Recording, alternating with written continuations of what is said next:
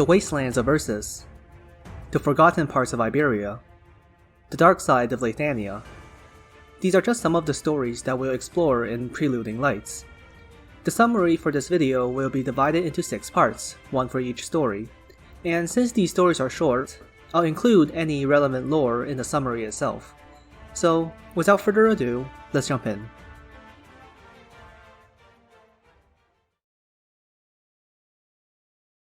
Two reunion members who escaped from Chernobog, Gareth and Ela, decide to seek out Rusthammer, a group of infamous bandits on the wasteland. After several days, they find a hammer struck into a rock, and are greeted by a Rusthammer warrior. He says that Rusthammer doesn't take weaklings, so for them to join, they'll have to prove themselves. He points to a canyon, gives the two some basic tools, and tells them to survive there for a month. With no other choice, Gareth and Ela can only accept. Slowly, they manage to survive and become accustomed to life on the wasteland. On the last day of the month, Ela discovers boot prints nearby, and Gareth recognizes them as Ursus military boots. At first they want to pack up and escape, but tired of living like fugitives, they decide to stay and fight. The Rusthammer warrior suddenly pops out. He applauds Gareth and Ela's choice and welcomes them to the organization. As a group of Ursus soldiers show up, the Rusthammer warrior smashes his weapon against the ground. In an instant, countless Rusthammer warriors appear on the sides of the canyon, and they charge towards the soldiers.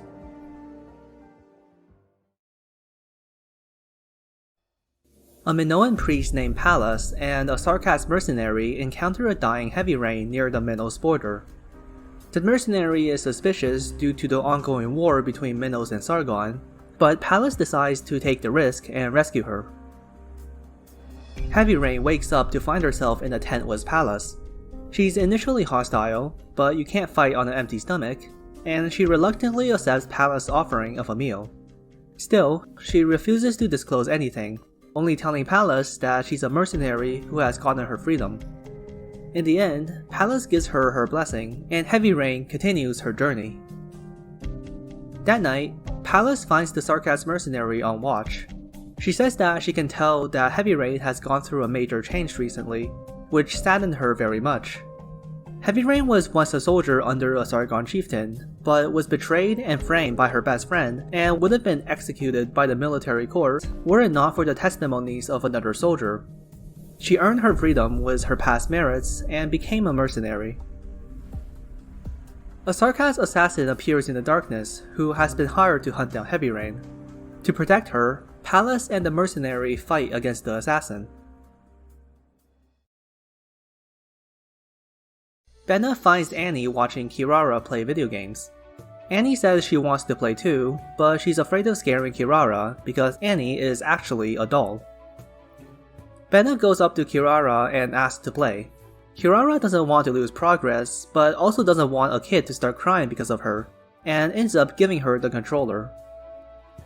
Bena is somehow a natural at the game, and manages to defeat the secret boss, and Kirara explains to her the plot of the game. Bena also wants to tell Kirara something, so she tells her a vivid story about a little girl who was lured into an old woman's home, and got her soul taken out and placed inside a doll called Annie. Kirara gets scared, but then Bena tells Annie to introduce herself, and Kirara runs away. Annie says Bena should have made Grandma sound more evil in the story, otherwise Grandma would get angry. She's been sneaking out at night to play the game, and she wants Bena to play too. They sit down and begin to play.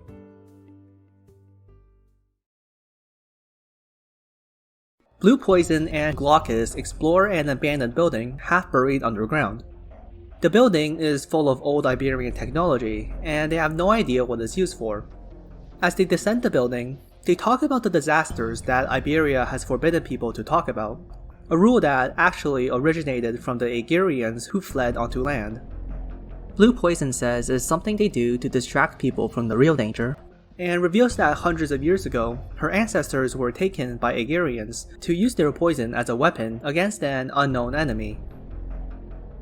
They see an orb of light in the distance, and Glaucus' weapon releases a shockwave that sends the stranger into a wall. This turns out to be Indigo, who got scammed into coming here because someone told her she'd find treasure here while she was looking for a job. She says that this place is a lighthouse. Several decades ago, Iberia experienced a great disaster that caused all of the lighthouses to go out. Indigo used to work with her teacher in one of the lighthouses in town, but they haven't been able to get the light working, and the original technology for its energy source, which doesn't use originium tech as its foundation, has been lost. Indigo asks if Rose Island need people like her, but then passes out due to Blue Poison's poison, which took a while to take effect. They carry her outside, and Blue Poison radios Elysium to update the situation, and says that this lighthouse has potential to be a new branch office for Rose Island in Iberia. Carnelian meets with a noble servant in another city to discuss about the businesses between their masters.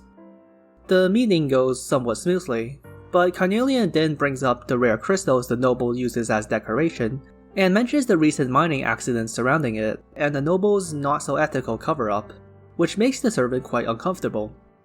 She warns him to not take the Twin Empresses, the current rulers of Leithania, lightly. The servant replies that while the Twin Empresses are scary, they're nothing compared to the Witch King in Leithania's past, where death can strike at any time from the floating red crystal above his spire. After the meeting, Carnelian wanders in the city, where she finds a young infected girl running from the noble's guards. She saves the girl and gains the girl's trust. The girl notices that she isn't a local, and Carnelian says she's from Sargon, a place with deserts and rainforests where the tribespeople don't care about whether you're infected or not because there are so many other things that can kill you. The girl tells her that she used to live near the mines, but her parents never came back after it collapsed, and now the guards are arresting the infected. A Leithanian caster tracks them down, and Carnelian comes out of hiding. He asks her why she's covering for an infected, to which she says for no particular reason, and asks if the caster is capturing the infected to be used in researching the Witch King's arts. The caster doesn't answer.